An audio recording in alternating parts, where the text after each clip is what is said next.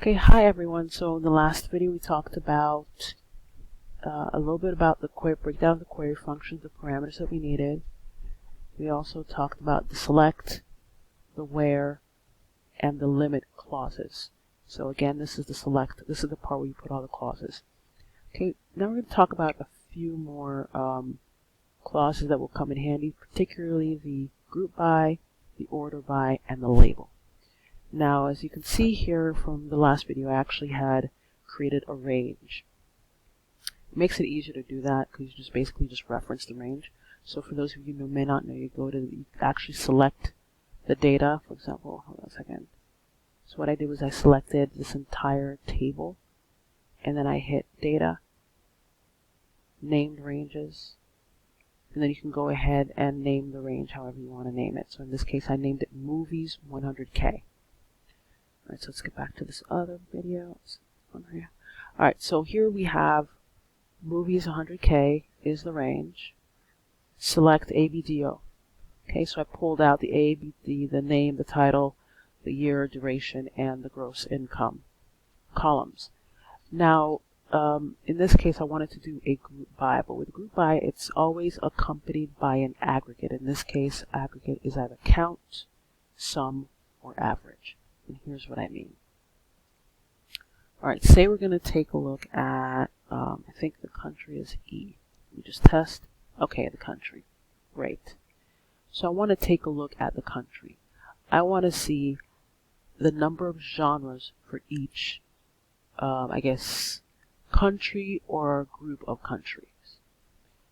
So what we're going to do is we're going to go ahead, we're going to go select E. That's very important that we do actually select the grouping, and how we're going to ask Google Sheets to actually take a look at the first parameter, how we're going to group it. If you think about it, it's very much like pivot tables. How we asked it to actually take a look at, we want to group this by the column or this row, and we take a look at it, and we aggregate, we add it, we average it, or we count it. It's the same thing as pivot tables. That's why this is a great substitute for pivot tables, a much more powerful substitute for pivot tables. So in this case, I'm going to put comma, and we want to count the genre. So in this case, we want to make sure that the genre is C. So we're going to count by C. Yes, it already did that before I did. So count by C. And if you do it like this alone, you're going to get an error message, because when it sees count, it's saying, okay, so how am I supposed to group this? And that's why you got to tell it. So in this case, we have count C, group by, and that's the clause, E. So let's recap. We're selecting E. We want to take a look at the country or the country groups. We want to count the genres that are associated with each country groups, and then we want to actually group it by the country groups. Make sense? Let's go ahead, and there we have it. See, we have Argentina's first, and then we have all the way down. Now, for this one, when it comes to group by, you can actually go ahead and add another clause called order by, and then in this case you want to order it by, let's go with E, and you want it descending. There's DESC for descending and ASC for ascending. So go ahead and click that, and you'll see it starts again all the way down. So again, when we talk about query, you have to make sure that the clauses are in the correct order. So if we were to go ahead and just for the sake of argument, you're going to get an error message, because in the hierarchy, group by must always be before order by, and select is always the first. Select, then where. Those are the first two. If you choose not to do where, then what's the next after that? The next after that is usually group by, and then you go up the chain. So then in this case, we want to go ahead and put it back so it's group by E, order by E, descending. And then we see this. Or we can actually put ascending. Oops. And then we have that. Now, what we're seeing here is that we wanted, we got all the information we needed, but the column is kind of, it's not a very good looking name. So what we can do is we can change the column name by using the label clause. But we need to be very specific. So in this case, the label is actually the very last of the clauses that you have to put that one at the end. So label, and we have to be specific about what we want to label. So we want to label the count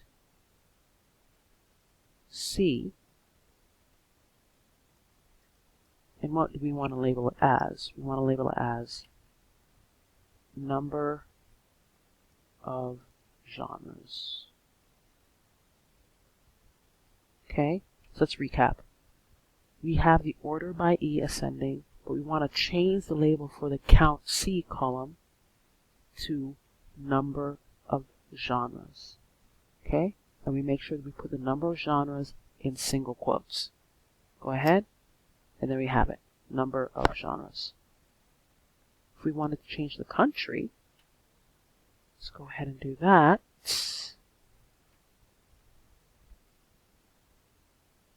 Label E, country group.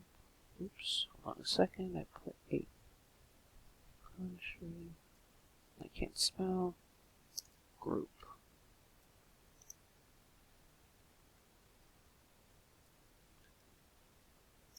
Separate it. Okay, so what I did there was that I put in the label and I want to change E to country group. Then you want to change count C column to number of genres. And we separate those in the labels by commas. Okay, so basically what we have here again, we have the order by, or the group by.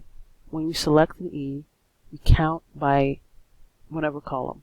If we wanted to actually do a count by a number of minutes by a certain time, but we have to put in either a sum, average, or a count if we want to use group by, because group by will only work if you're dealing with aggregation, where you're putting a bunch of information together and you're trying to put it in certain buckets. So think of it that way, as a bucket. So we wanted this as the bucket, and we want to see how many genres per country group. Then we group by the country group. We order by the country group in either ascending or descending order. We want to change the label. So we decided to change the label of the table or of this row of the country to country group. And then we want to change this one, the count C, to number of genres to make it look nicer actually. Okay, so that's it for today. In the next video, we're going to go over one clause that you really can't get rid of or get away from no matter how hard you try. I'll leave that one to your imagination. But if you found this video valuable, please like, subscribe, comment. If you've ever used the query, let me know how it worked for you. If you try this, go ahead, give it a try, play around with it. The only way that you can actually work with this is if you practice. So, thanks for your time, and I'll talk to you again later.